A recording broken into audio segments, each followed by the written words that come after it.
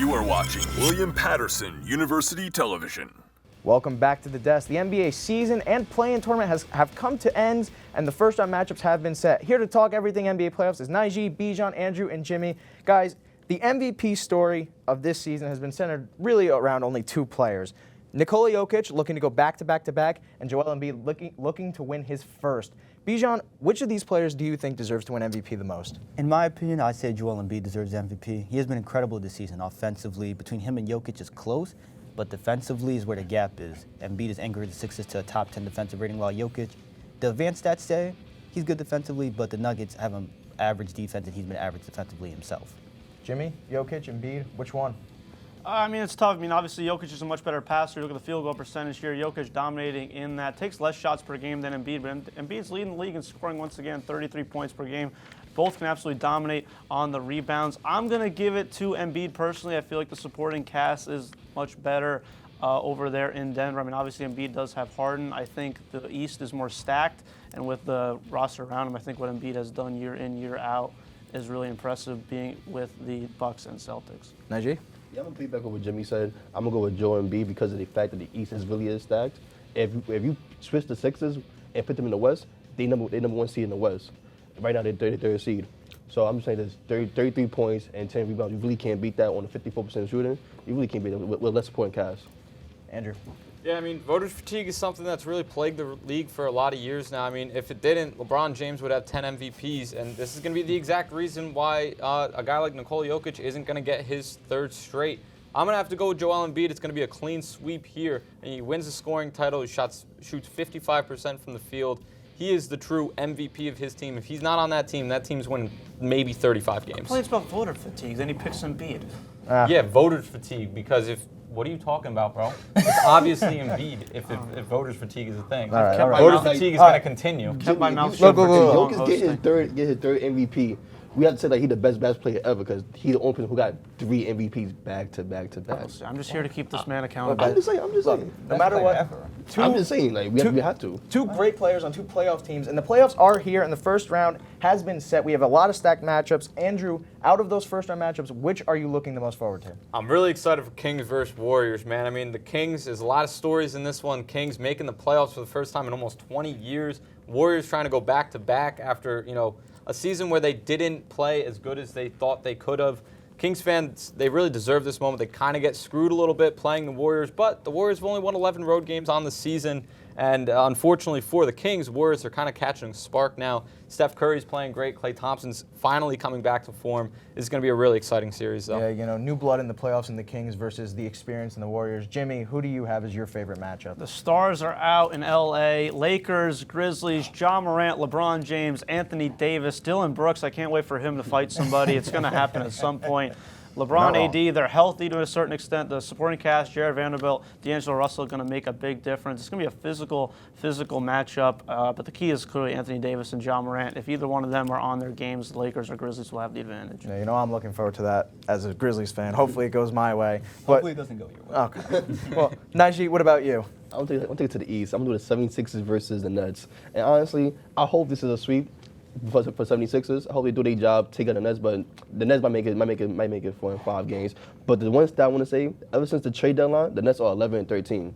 So the 76ers should win this game, should win this round easily. No more than 5, maybe 6 because Micheal Bridges is a dog. So I'm gonna see him win two games with him. So that's really it. Yeah, going to be interesting to see if Ben Simmons plays against his old team. But Bijan, what about you? Your favorite matchup? My favorite matchup is Suns versus Clippers because we're finally getting to see KD versus Kawhi in a playoff series since the 2019 finals. And we're getting KD versus Russ, so that'd be interesting. And I'm interested to see how the Suns guard Russ because if they have Ayton stay, sag off him, allow him to roam the paint. If Russ settles for those jumpers and doesn't take the space Ayton gives him, Russ could become unplayable in that series. And I think Suns easily win that series in 5, so I'm just interested to see how he plays out. Yeah, a matchup that I'm surprised I didn't hear was Knicks-Cavs. As, the Knicks finished the season as a top 5 seed in the Eastern Conference.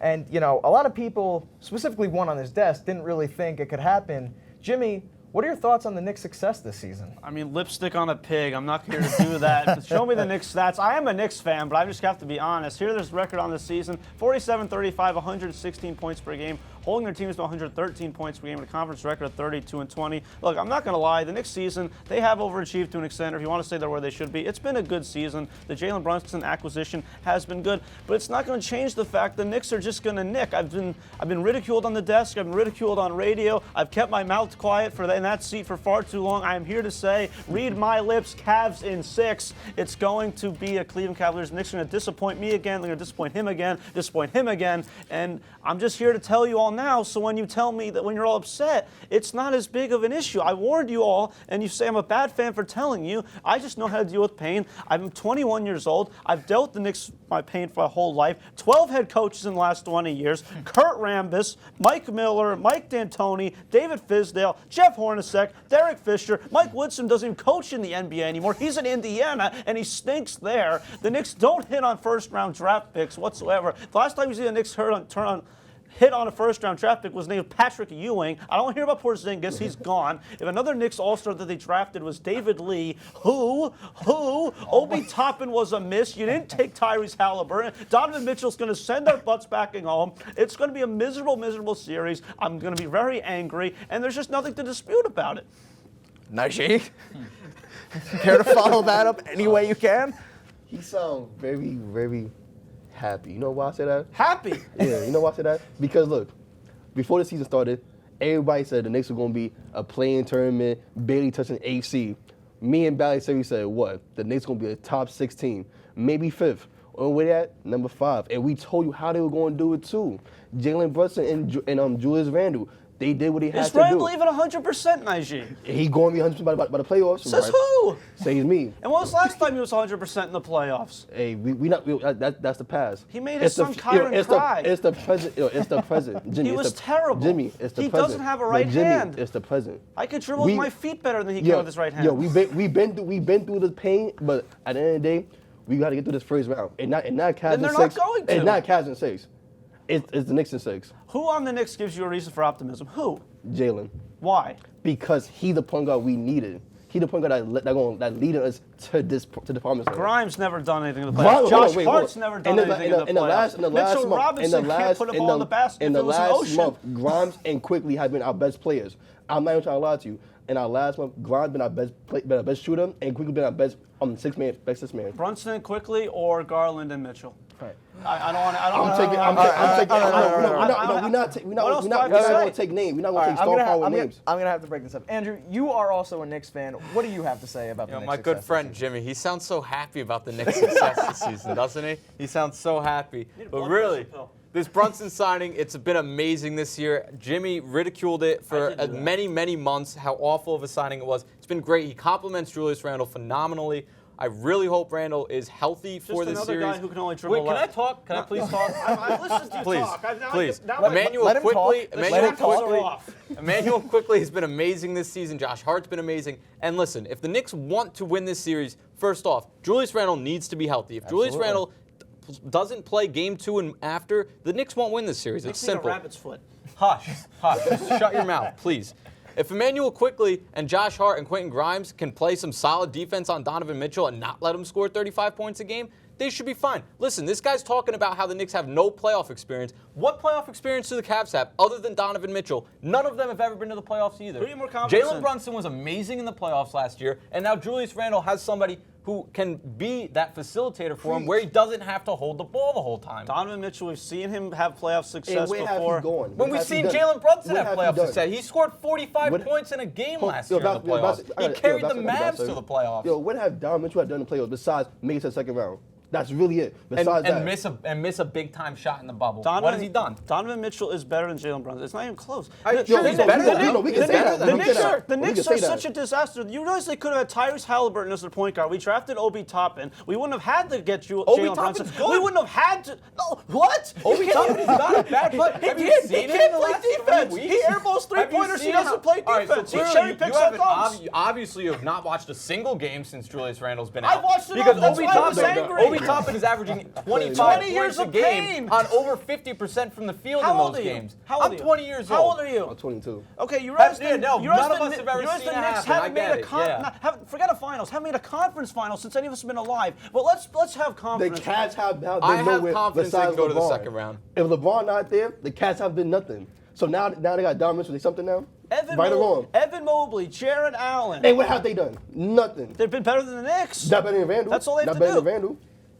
They better than Randall? All right. They're going to shut them Is down. Mobley better than Randall? Yes or no, Jimmy? What? Is Mobley better than Randall? I Nope. think in a few years he will. In a few years, but my right now. I'm God. talking right now, present. I don't know how healthy Randall is. Oh, right. man. What do you mean, old man? He doesn't I'll play. take a right-handed Randall over Mobley. What? He doesn't have a right hand. Jimmy Nijee. That's not what I mean. All right. Bijan, as an objective source, what is your opinion on the Knicks? I did not think it'd be this good. I'm Jimmy. I'm with Jimmy. They overachieved. It's true. They were projected to win. Yeah, Lakers fan. All right. Yo, Wait, let me your cook. team was a Wait, playoff. let me Your team was cook. playing, Let right? me cook. Let me cook. Wait, I thought to be a playing team, but Brunson, I didn't see him having this much impact on their offense. Last year they had the 22nd best offensive rating. This year they have the 3rd best offensive rating. Him and Randall both had an All-NBA caliber season. And Josh Hart has been incredible since the trade deadline. Incredible glue guy, shooting great from deep and quickly. He's been great off the bench. Look like he'll win $6 million a year. I've been thinking the Knicks, they're going to lose to the Cavs in 6, but it's a great season. Look at how silent it gets when yo, Bijan talks. He's That's a true basketball mind right there. educated. Yeah, Lakers fan, so it's fine. Yeah. But that's going to do it for this episode of The Desk. Don't forget to follow us at SportsDeskWP on Twitter and Instagram for updates and more. We would like to give a special thank you to all the cast and crew and a big shout out to our studio manager, the wonderful Al Clarke. From Studio B in Hamilton Hall and for everyone at The Desk, I'm Marc Brandt. See you guys next time.